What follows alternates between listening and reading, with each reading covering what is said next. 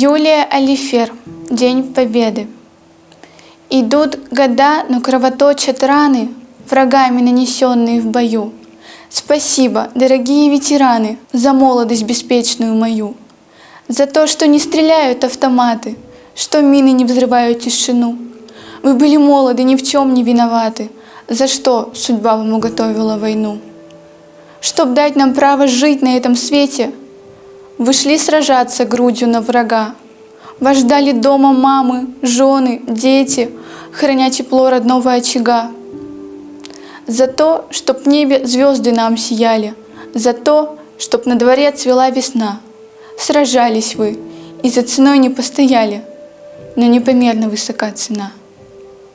И каждый год весной, в начале мая, объединяет праздник всю страну. Смотря на вас, я всякий раз не понимаю, за что судьба вам уготовила войну. И слезы всякий раз встают туманом, готовы ливнем грусти течь из глаз.